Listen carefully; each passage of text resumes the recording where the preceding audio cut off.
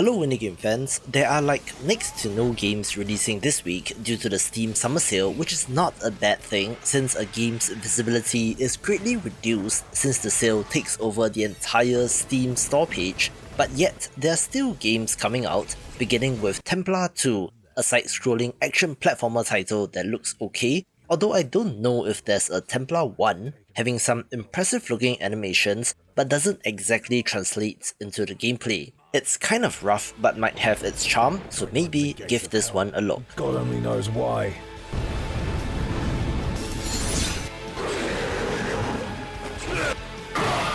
Have I purged an entire city by a miserable bastard? And closing your eyes is of little use. Screams of horror, pain, and suffering are all you will hear. Okay, murder! A simple but sleek looking shoot 'em up title is Void Reaper, in which you are fighting your way through, battling enemies from the void, having a decent minimalist look with roguelite style upgrades, and might be for fans of the genre.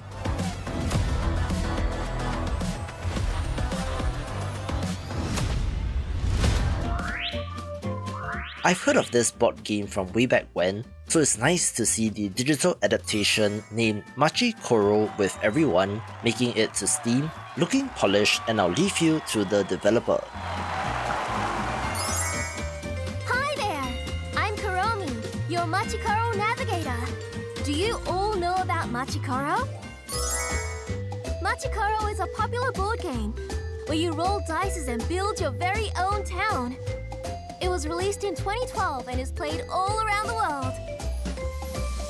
It was even Japan's first board game to be nominated for an international prize.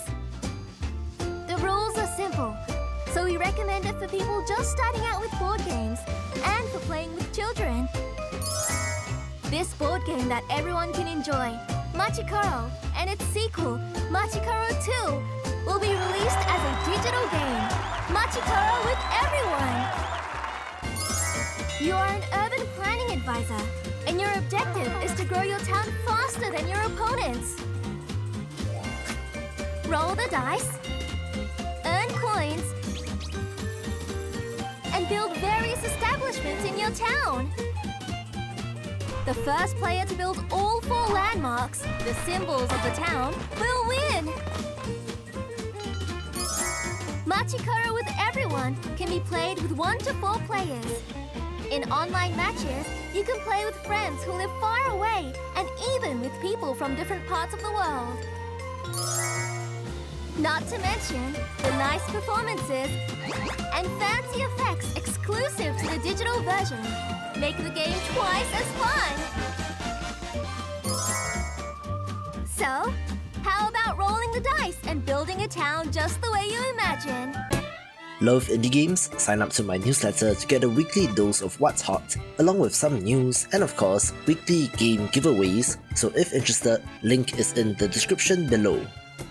In my line of business, I deal with so-called bad people on the regular. I'm willing to take work from Hayway, Jaegers, thugs, and hell, even the society. My door's open to them all. Not you, though.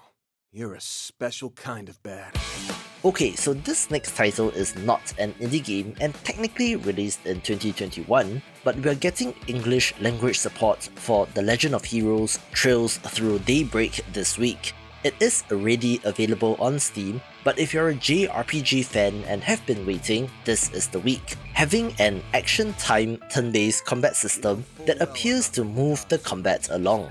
This has an interesting mix of settings, with modern-day cities mixed in with fantasy elements, mixing cars with monsters, for example, so it has the potential to be quite unique, with the Trails series being consistently good, and this entry currently has a Metacritic score of 83. So I will leave the decision to you. It is at the heart of everything, the foundation upon which all else exists. Life is dull if everything goes the way you want it to. Isn't that right?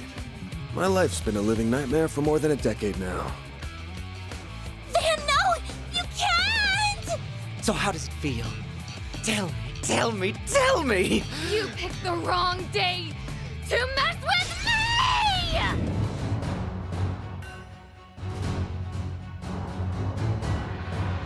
On paper, the most anticipated new release this week is Kingdom, Dungeon and Hero, a turn-based strategy game in which you are put in charge of a kingdom and have to stop a fallen god.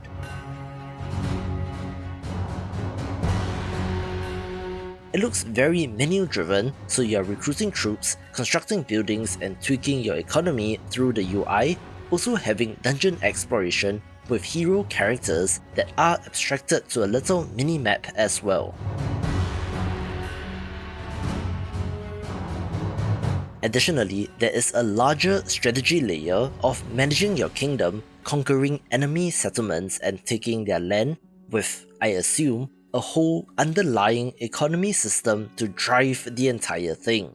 As such, it looks deeply strategic and might be epic, so if you're a fan of this genre, this is one to get.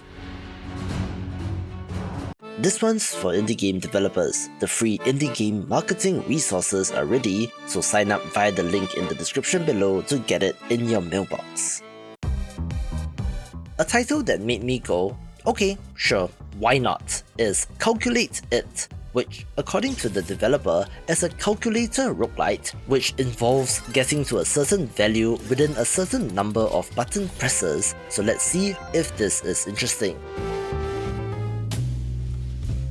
At this point, Power Wash Simulator has somehow become a massive juggernaut since yes, the cleaning simulation game of all things has had crossovers with all sorts of huge properties like Final Fantasy VII, Warhammer 40k and even SpongeBob for some reason, with the latest and strangest being Alice's Adventures Special Pack. Yes, you're going down the rabbit hole into Wonderland in this DLC, cleaning up for a tea party or making your way into the court of the Queen of Hearts.